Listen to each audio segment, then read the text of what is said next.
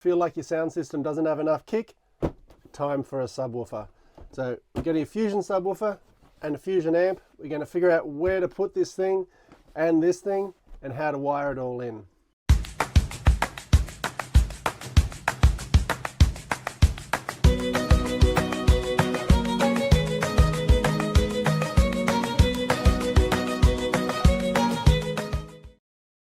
Welcome back to the rudder. Welcome aboard, Antoinette. We're out at anchor. So I brought along my new toys to unbox them first and have a bit of a play where we're going to put them, because Jeanneau is very clever with their space, which means there's not a lot of spare space. So I think I've got a spot, but let's start with the subwoofer. If you've got an 895 or if you're looking at them, pretty much they come standard with a Fusion system with 2 zones. So they've got a zone 1 in here with 2 speakers up there, and zone 2 out the back with 2 speakers out the back. It's a very good sound system. It's absolutely fine. We've totally enjoyed it over the last year or two. We just felt that it needed a little bit more, and I guess we're a little bit ruined from our last boat, had a colossal 15-inch subwoofer in it, so we're a little bit used to that. Molly doesn't really love the subwoofer very much, but anyway, we're going to put a subwoofer in, and we've got a very, Fusion has some pretty radical designs now. We've got a fairly normal type design in white. Let's unbox.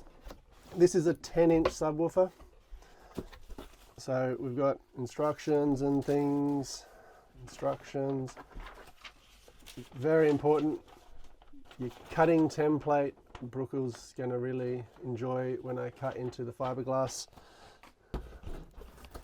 And a kind of cool option is it comes with 2 face plates. So that's the black one, which we'll put aside, and the white one, which is connected to the sub. If you're really interested in this subwoofer, this is the 10-inch Marine XS series sub. It's Fusion, as I mentioned. It's 600 watts and it's marine proof, which I guess is pretty important for a boat. We didn't go with any of the LEDs and all the other trickery. This is just a subwoofer. Well, it actually does have some trickery, but we're not going to use that trickery. So if you take the plate off, so there's your face plate, so fairly normal, and there's your subwoofer.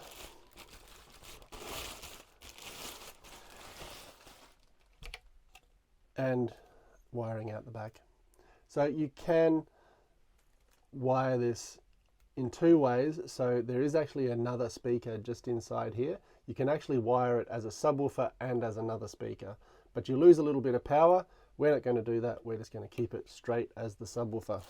Let's put that away so it doesn't get damaged. The head unit we have, the RA70, I believe is what it is, doesn't have enough power to drive the sub. It doesn't have a sub out, so you will need to get an amplifier.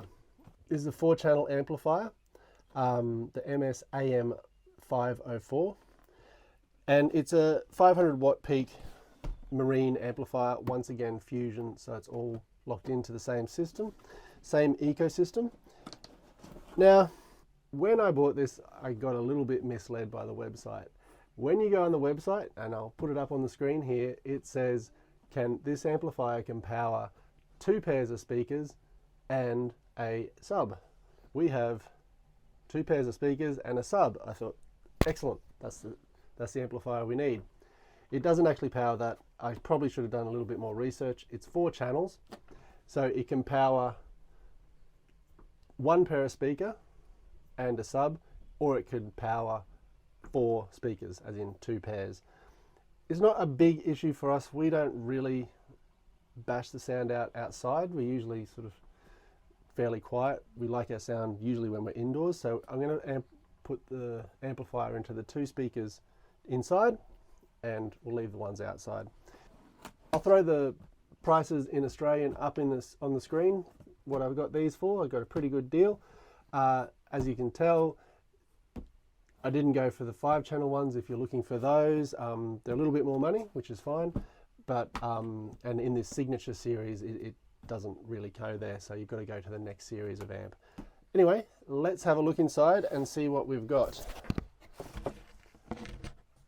Our instruction manual, and I guess here is where you can really find out. It's got 2-channel installation, 3-channel installation, which is what we'll be doing with 1 pair of speakers and a sub, and 2 pairs of speakers. Garmin, fix your website because it says 2 pairs of speakers and a sub. Annoying. Anyway, let's have a look at what we've got. Once again, it's Fusion, it's marine rated. That obviously means you can't get it wet, but the vibration and everything you get on a boat is fairly extreme, and moisture, salt, air, so it's made to deal with those. That's your input end. So you can see the various inputs you can put in there. You can line these up. If you've got a really big boat, you can put more than 1 amplifier in a line. And the power and output. So it's a fairly large unit. I've done some skulking around already under the boat, and I think I've got a spot that Brooke won't even know that it's there. So that's the main thing. Let's get rid of all this and have a look at where we're going to put this subwoofer. So we've got the captain's chair there, and I'll be putting the sub on in there, and I'll show you why underneath in a bit. Noise level, it'll work quite well. A sub is non-directional, so you can hide it away in there, and we should hear it very well in here, and we'll get a little bit of it outside. I was looking at putting it under the table in that area just down there, but running cables and everything to that was very difficult, and also if you want to enclose the sub, it's virtually impossible to do it there. And also, I don't know if you can hear that, that fiberglass is not very thick, whereas if I sit down here, that fiberglass is quite a bit thicker. So it's a 10-inch sub, so it's going to go in there. Black face plate, so you can see it'll sit in there, be out of the way. Might even put, actually no, put it dead in the middle.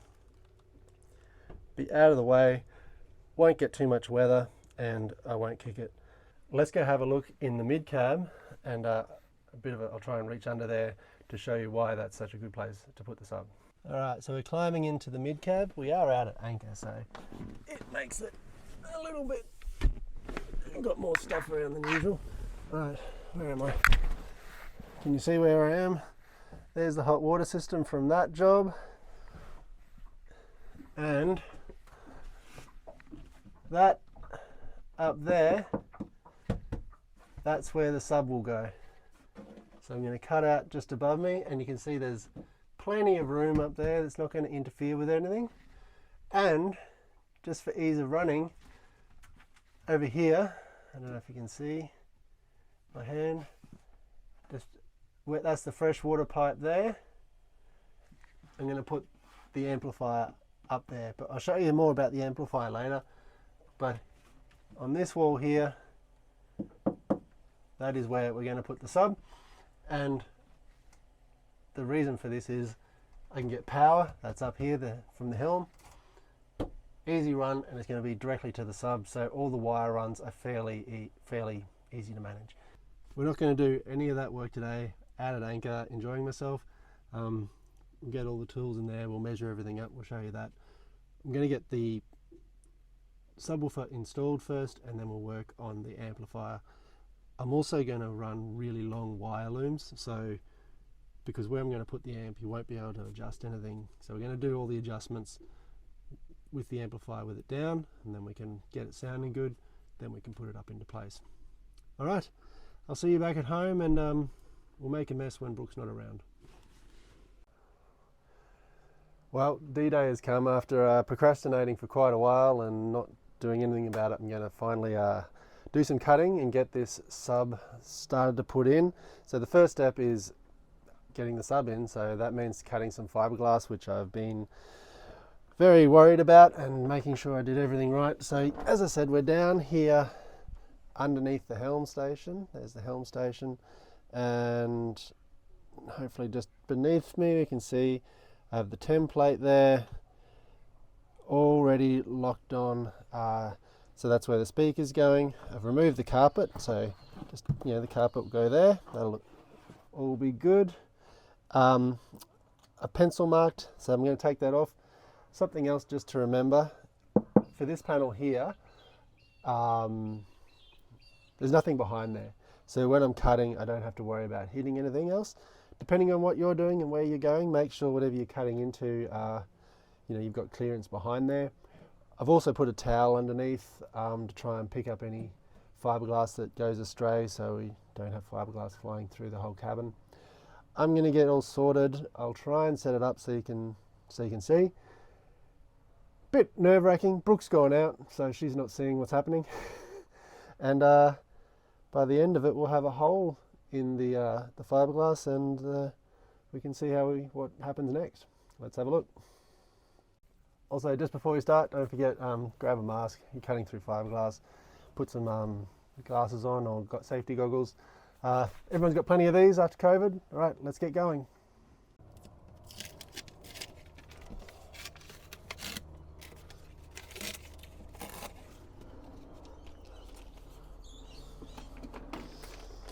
So I'm going to be using a jigsaw, so I'm going to make a hole first with a drill bit to get in.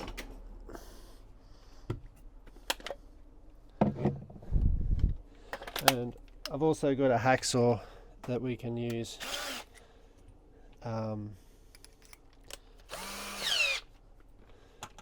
We might need to use.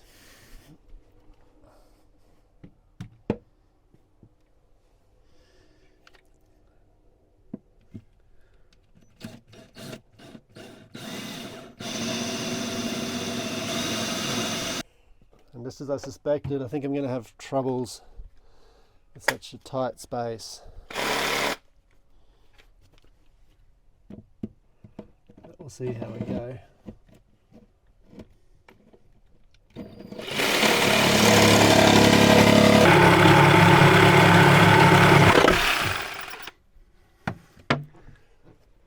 Ta-da! Well, bit of sweat, bit of buggerizing around, but we have a sub in the wall. Hope you can see that. Obviously not secured, nothing's in there properly. So I'm going to do a bit of a clean up and get everything done. Then we'll get the screws in. I'll just, while it's just sitting there, I'll put the plate on. Yeah, so one of the things I wanted to check was there was clearance at the top, so when you were stepping down you didn't knock the plate all the time, but that doesn't seem to be an issue. All right, I'm going to do a clean up, get the speaker out of there while we're doing the clean up, and the next step will hopefully be a bit cleaner. All right, now we're a bit cleaner and not so sweaty. We can see we've got the sub in, it's all cleaned up. What I'm going to do next is just going to drill a few pilot holes to see where the screws go, then we'll take it back out and put the screws in. I'm not going to be doing the wiring today, but that'll be the next thing. So yeah, having that in there is a nice little job. I'll show you when it's all lined up. Just before you do your screws, also make sure you get your cover, and see there's a little fusion down the bottom. You want that lined up so when it locks into place, it's in the right place. Make it look good. But yeah, just a little tip. Be very hard to tell on this job if you got it not square, but you know, try and get it good. All right, I'm going to do that, and we should have a sub in place next time I see you.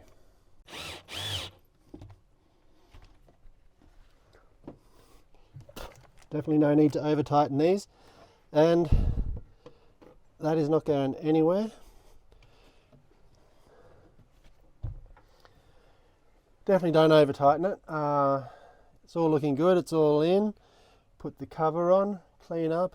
Brooke's not even home yet, so the most damaging bit is out of the way. So next up is wiring. I'm about halfway through this job. I'm in the head, it's cramped and not very nice, and the job's being a right pain in the ass, which is probably what most boat jobs are. I've run probably half the cables. I've got my little cable runner here, which is a very handy tool if you are doing this job. Basically, it's the inside strip of floorboards. So if you go to a flooring place, they can probably give you one of these. And I'm in the head, which if you've got a Mary Fisher, you'll know is where all the cabling is and the electrics. So you can see these cables here that I've run. So I've got, what have we got there? That's going to be the power and some speaker cable, which will connect up here. I don't know how well you can see all this. So they're the RCA to go down to the amp. I can see I've run the RCA cables. This one here is just a straight wire, which will be the on-off from the Fusion stereo. So the amp will turn on and off when you turn the Fusion stereo on and off. So I need to connect that into this here. I've worked out basically on, if you get your Fusion stereo, it'll tell you the wiring colors and what you need to do. So I'm going to put the speaker wires into this one, the on-off goes into this one, the RCAs go there, and the power goes somewhere in here. You are supposed to have a spare one in 14. I've got something in 14, so I'm not sure what that is, but I've got to do a bit of investigation there. This one here, if you have got a Mary Fisher, there, all the power that goes into that little click switch, rocker switch on the dash with the lightning bolt on it, so they are turned on and off by a rocker switch. That's that one there. So yeah, otherwise I'll run into bank it up with the rest of the stereo and put a separate fuse in. So if you are going to do this job yourself, and as I said, you get one of these things. Basically within here, if you go, just get my torch out. So if you're in here, down over there is where you can get in. So I'll just try this while I've got all my hands. So you can push it through quite easy. Down over there past the throttle body, and you get through to the where I'm going to put the Fusion amp.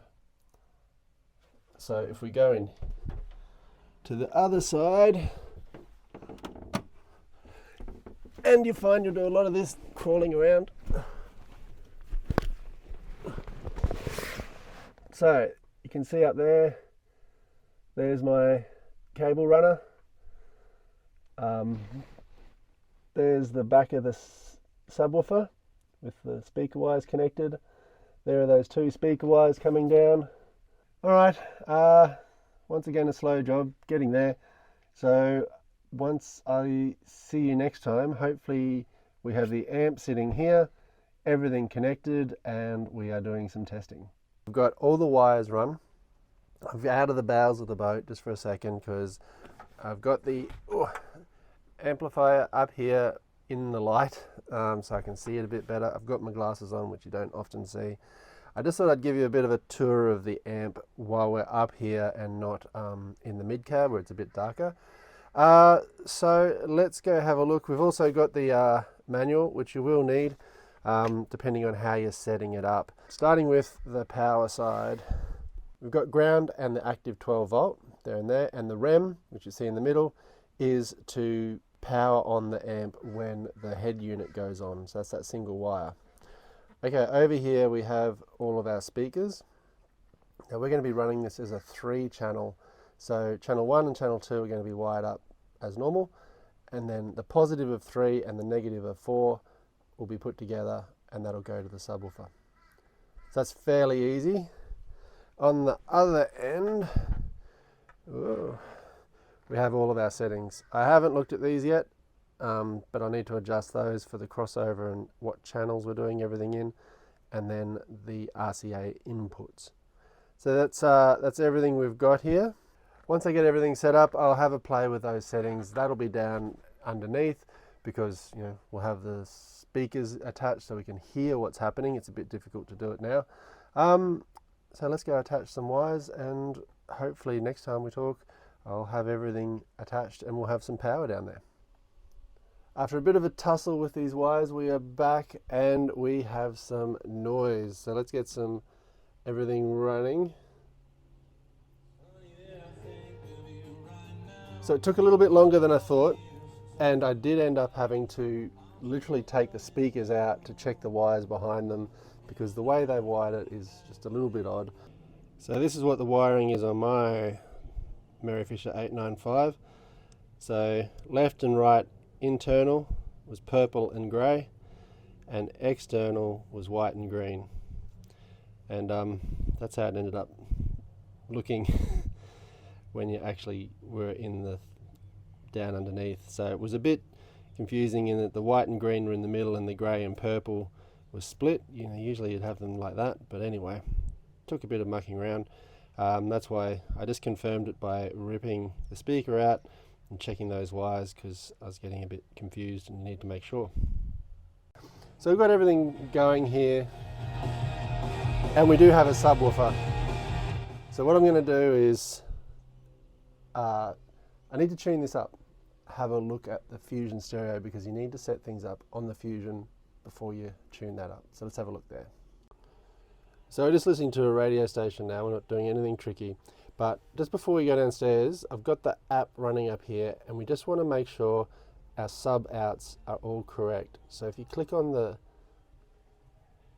settings, we've got saloon, which is indoors, which is what we want, which is the zone 1 out, which is where the subwoofer is coming out of for zone 1. And we want the subwoofer filter. Now I've set that at 80 Hertz. So it's going to cut off at 80 Hertz and send that to the subwoofer. So essentially what this means is we've got 2 crossovers. So that's called a crossover, where it's going to cross out what frequencies go to the subwoofer to make your big beats. So we've set that at 80, so we'll see what happens when we go downstairs to set the subwoofer itself. You can also have your subwoofer level, so I've set that pretty much in the middle. So when we do our levels, we're not doing too much gain. And as you can see on here, we've got it kind of at a very standard level. So we'll be using that as our tuning point. Because you've got a gain on the amplifier, you can obviously gain the level a lot more and punch a lot more through, and you don't want to hurt your speakers. Let's go downstairs, tune up this amp. Once we've got it all tuned up, we can put the amp where it's supposed to be, and then we've just got to clean up the wires and we're almost done. Alright, we're under here and we're going to go start tuning up this amplifier. Now, as I said, I've got the amp pulled out for ease of use. So, over here we've got our inputs. So they're for the 2 standard speakers, and this is for the subwoofer. So channel 1s and 2s is just for the speakers, and that's this top line here. And the first one is your selector, crossover selector is off. So you don't want any crossover. So you can leave all the crossovers done. You can boost the bass a little bit if you want to, but remember you've got a sub, so not much reason. Subsonic you don't need. And this is your gain, and I don't know if you can hear the sound, but turning that up. So you probably want that in the middle because you want to have a good range on your head unit. Okay. The second row is the bridged subwoofer. So the selector is selected to low pass. So I don't know if you can hear. If you turn the low pass all the way down to 40 Hertz, it's actually crossing itself out, so nothing is getting through. You can wind this up, and technically you can wind it all the way up because the head unit's doing the crossover at 80 Hertz. High pass doesn't matter. Bass boost, we can, I don't know, let's have a look in the middle. Subsonics can go up a little bit. Now this is your level, so it's turned all the way down.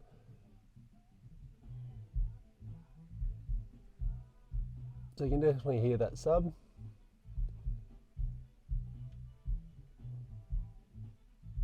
And you can go up and down and tune it to what you'd want. I'm going to put the gain a little bit up, because remember we've also got the head unit can boost it a little bit more. You definitely want to go up and down, get your amp set up the way you like it, but give yourself enough room in your head unit so you can wind it up if you want to have a big night, but not so much that you're going to blow your speakers up. So one thing you want to do is just check on the levels between your inside and outside. If it does what you want. I don't want to get a copyright hit, so I won't do too much of this, but just walk around, check out everything on your boat before you're ready to go.